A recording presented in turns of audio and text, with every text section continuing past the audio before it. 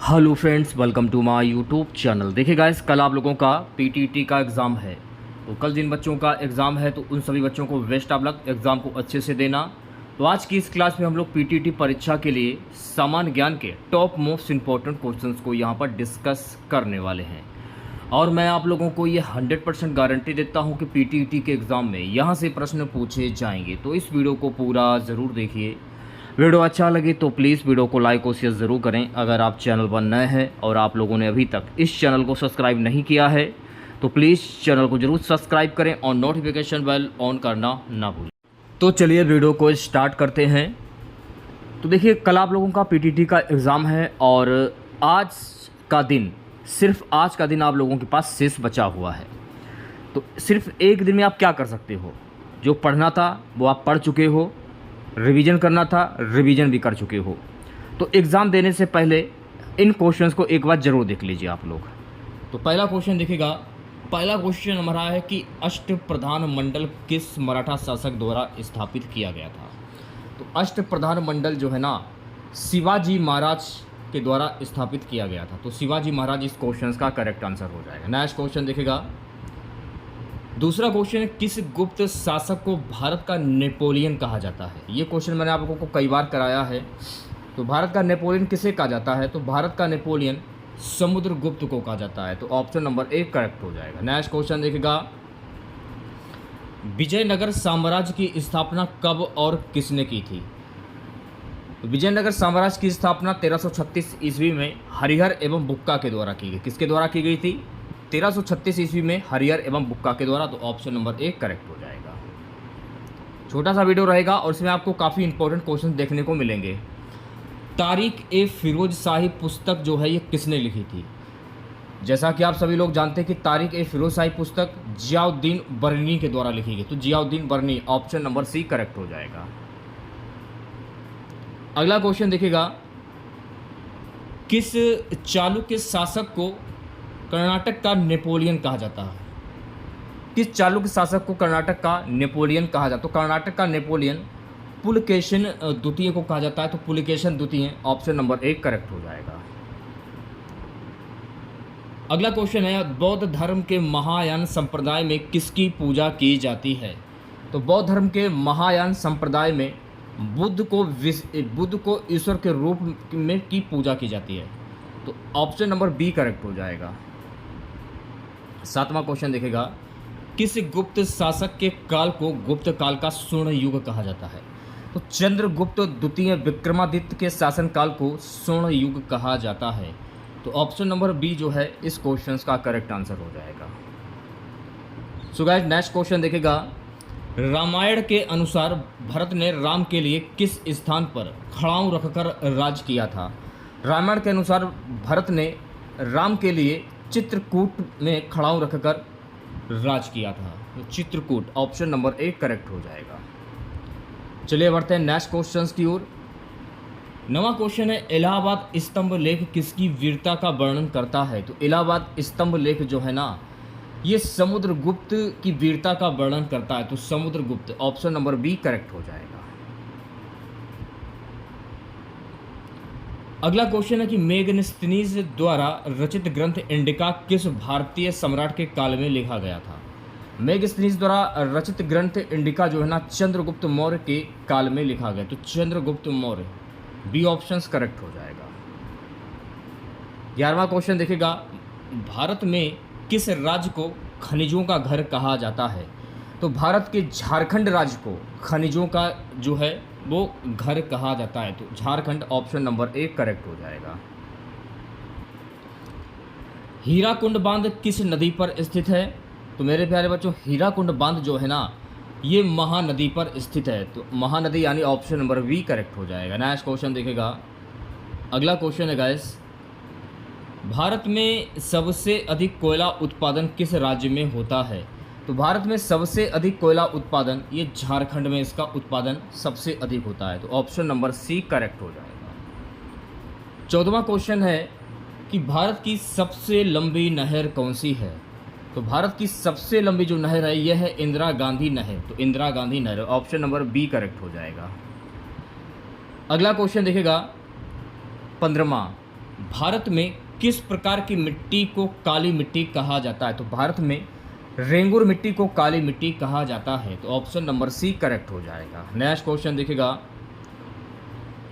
भारत में सबसे बड़ा खनिज तेल उत्पादक क्षेत्र कौन सा है? तो भारत में सबसे बड़ा खनिज तेल उत्पादक क्षेत्र है मुंबई हाई। तो बी ऑप्शन करेक्ट हो जाएगा। ठीक है, नेक्स्ट क्वेश्चन देखिएगा 17वां। अगला क्वेश्चन है कि भारत में किस क्षेत्र को धात्विक खनिज पट्टी कहा जाता है? तो भारत के झारखंड ओडिशा बेल्ट क्षेत्र को धात्विक खनिज पट्टी कहा जाता है। तो ऑप्शन नंबर सी करेक्ट हो जाएगा। नेक्स्ट क्वेश्चन देखिएगा 18वां। भारत में सबसे अधिक जल विद्युत उत्पादन किस राज्य में होता है? क्या पूछा जा रहा है कि भारत में सबसे अधिक जल विद्युत उत्पादन किस राज्य में होता है? तो सबसे अधिक जल विद्युत उत्पादन कर्नाटक राज्य में होता है। तो ऑप्शन नंबर सी करेक्ट हो जाएगा। नेक्स्ट क्वेश्चन देखिएगा, नेक्स्ट क्वेश्चन नंबर, भारत में प्राकृतिक गैस का सबसे बड़ा भंडार जो है ये कहाँ पर स्थित है? तो भारत में प्राकृतिक गैस का सबसे बड़ा जो भंडार है ये मुंबई हाई में स्थित है। तो ऑप्शन नंबर सी करेक्ट हो जाएगा। चलिए बढ़ते हैं नेक्स्ट क्वेश्चन की और 20वां क्वेश्चन देखिएगा, निम्नलिखित में से कौन सा राज्य लौह अयस्क त्रिकोण का हिस्सा नहीं है?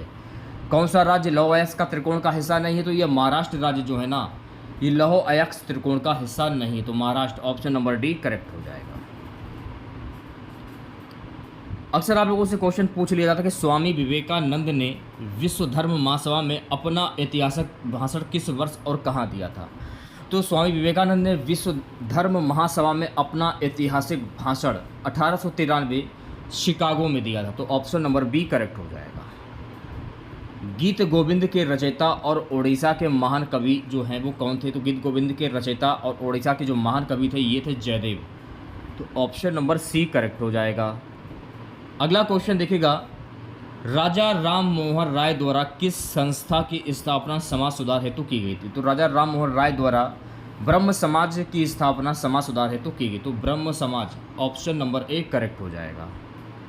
24वां क्वेश्चन देखिएगा, डॉक्टर भीमराव अंबेडकर को किस ऐतिहासिक समिति का अध्यक्ष बनाया गया था? तो डॉक्टर भीमराव अंबेडकर को संविधान प्रारूप समिति का अध्यक्ष बनाया गया था।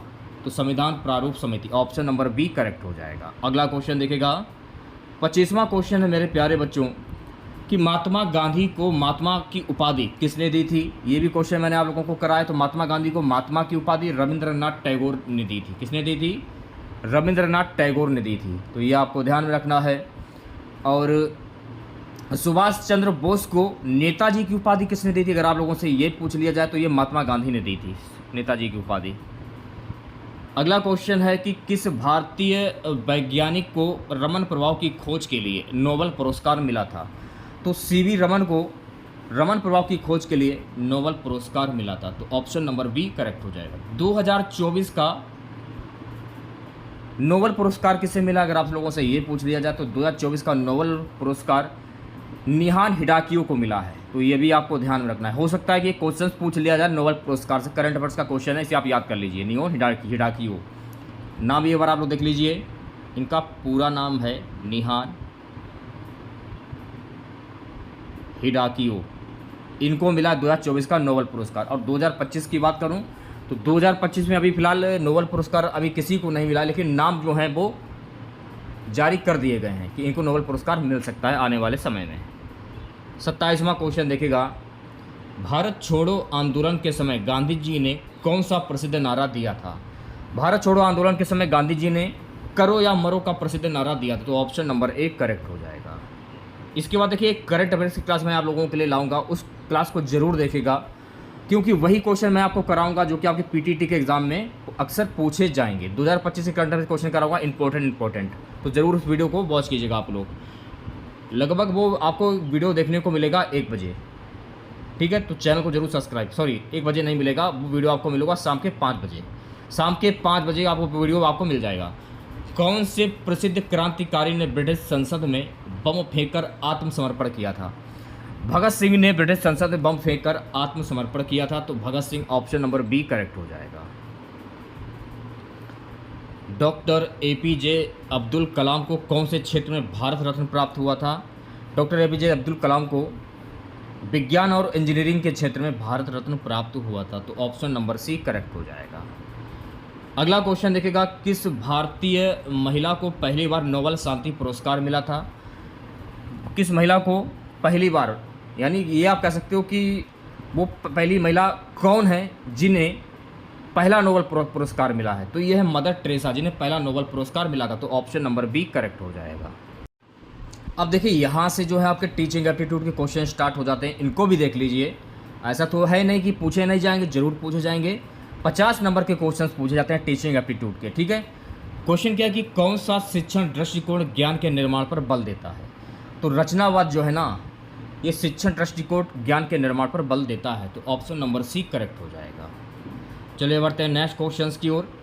बालक एक सक्रिय अन्वेषक है, यह विचार किस शिक्षण पद्धति से संबंधित है? तो बालक एक सक्रिय अन्वेषक है, यह विचार खोज विधि शिक्षण पद्धति से संबंधित है। तो ऑप्शन नंबर बी करेक्ट हो जाएगा। नेक्स्ट क्वेश्चन देखिएगा, ब्लूम्स टैक्सोनॉमी में ज्ञान का कौन सा स्तर सबसे ऊंचा होता है? तो ब्लूम्स टैक्सोनॉमी में ज्ञान का सृजन सबसे ऊंचा होता है। तो ऑप्शन नंबर डी करेक्ट हो जाएगा। 34वां क्वेश्चन देखिएगा, शिक्षण के दौरान छात्रों की त्रुटियों को किस रूप में देखा जाना चाहिए? तो शिक्षण के दौरान छात्रों की त्रुटियों को अधिगम का भाग के रूप में देखा जाना चाहिए। तो ऑप्शन नंबर सी करेक्ट हो जाएगा। नेक्स्ट क्वेश्चन देखिएगा, कक्षा प्रबंधन का प्रमुख उद्देश्य क्या होता है? तो कक्षा प्रबंधन का प्रमुख उद्देश्य होता है सकारात्मक अधिगम वातावरण बनाना। तो ऑप्शन नंबर सी जो है गाइस, इस क्वेश्चन का करेक्ट आंसर हो जाएगा। नेक्स्ट क्वेश्चन देखिएगा, समूह चर्चा में शिक्षक की भूमिका क्या होती है? तो समूह चर्चा में एक शिक्षक की भूमिका मार्गदर्शक की होती है। तो ऑप्शन नंबर सी करेक्ट हो जाएगा। नेक्स्ट क्वेश्चन देखिएगा, इसके फोल्डिंग का तात्पर्य होता है? तो इसके फोल्डिंग का तात्पर्य होता है छात्रों को समर्थन देकर धीरे धीरे स्वतंत्र बनाना। तो ऑप्शन नंबर सी करेक्ट हो जाएगा। नेक्स्ट क्वेश्चन देखिएगा, 38वां क्वेश्चन है कि कौन सी विधि में छात्र अधिक सक्रिय भूमिका निभाते हैं? प्रयोगात्मक विधि में छात्र अधिक सक्रिय भूमिका निभाते हैं। तो ऑप्शन नंबर बी करेक्ट हो जाएगा। नेक्स्ट क्वेश्चन देखिएगा, कक्षा में विधिव अधिगम स्तरों के छात्रों को पढ़ाने के लिए क्या उपयुक्त है? तो कक्षा में विविध अधिगम स्तरों के छात्रों को पढ़ाने के लिए क्या उपयुक्त है? विविधित निर्देश। तो ऑप्शन नंबर सी करेक्ट हो जाएगा। नेक्स्ट क्वेश्चन देखिएगा, नेक्स्ट क्वेश्चन हमारा मॉडलिंग किस सिद्धांत से संबंधित? तो मॉडलिंग जो है ना, सामाजिक अधिगम के सिद्धांत से संबंधित। तो ऑप्शन नंबर बी करेक्ट हो जाएगा। अगला क्वेश्चन है कि सीखने का सबसे प्रभावी तरीका क्या है? तो सीखने का सबसे प्रभावी तरीका है करना। तो ऑप्शन नंबर सी करेक्ट हो जाएगा। क्वेश्चन है गाइस, कंस्ट्रक्टिविज्म में शिक्षक की भूमिका क्या होती है? तो कंस्ट्रक्टिविज्म में शिक्षक की भूमिका होती है सहायक और मार्गदर्शक। इसे आप क्या कहोगे हिंदी में? रचनात्मकता, ठीक है, रचनात्मकता। तो सी ऑप्शन करेक्ट हो जाएगा। नेक्स्ट क्वेश्चन देखिएगा, अच्छा शिक्षक कैसा होता है? तो अच्छा शिक्षक एक प्रेरक होता है। तो ऑप्शन नंबर सी करेक्ट हो जाएगा। नेक्स्ट क्वेश्चन देखिएगा, एनसीएफ 2005 के अनुसार शिक्षण को कैसा होना चाहिए?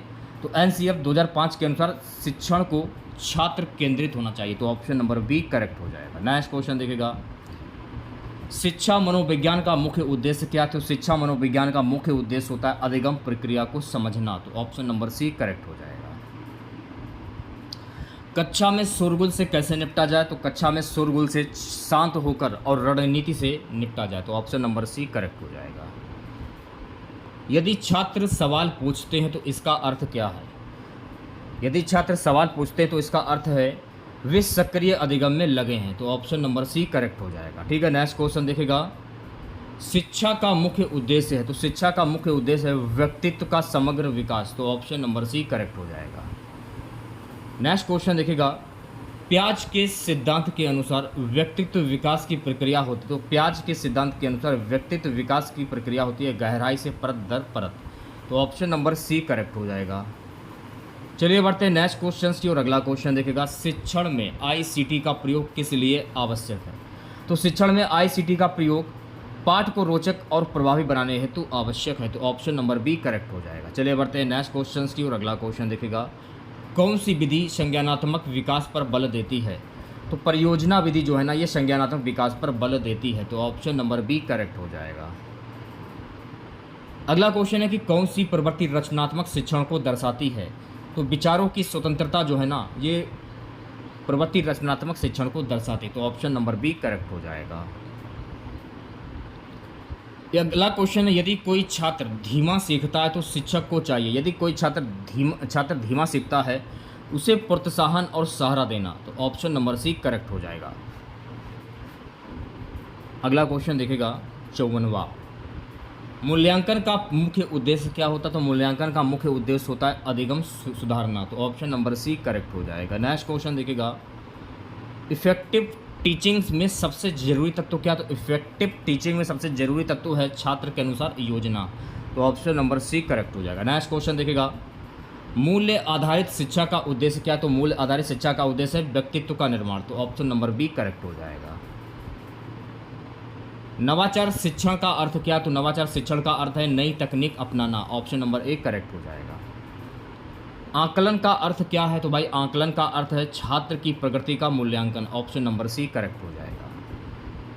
लर्निंग बाय डूइंग किस पर आधारित। तो लर्निंग बाय डूइंग का ये जो है किस पर आधारित, अनुभवात्मक अधिगम पर आधारित। तो ऑप्शन नंबर सी करेक्ट हो जाएगा। लास्ट क्वेश्चन रहेगा आज की इस क्लास का, इफेक्टिव कम्युनिकेशन की सबसे बड़ी बाधा क्या। तो इफेक्टिव कम्युनिकेशन की सबसे बड़ी जो बाधा है ये भाषाई समस्या। तो ऑप्शन नंबर ए करेक्ट हो जाएगा। ठीक है, तो कल जिन बच्चों का एग्ज़ाम है, एग्ज़ाम सेंटर पर आपको कौन कौन सी चीज़ें लेकर जानी है उस पर मैंने वीडियो बना दिया है ऑलरेडी ही। और देखिए एग्ज़ाम सेंटर पर अगर आप जा रहे हो तो सबसे पहले एग्ज़ाम्स आप लोगों का कहाँ पर है, कौन सी जगह पर है, किस लोकेशन में है, उसका पता ज़रूर लगा लीजिएगा आप लोग। और एग्ज़ाम सेंटर पर आपको एग्ज़ाम देने से 1 से 2 घंटे पहले आपको पहुंच जाना है, क्योंकि कल ट्रैफिक भी बहुत होगा।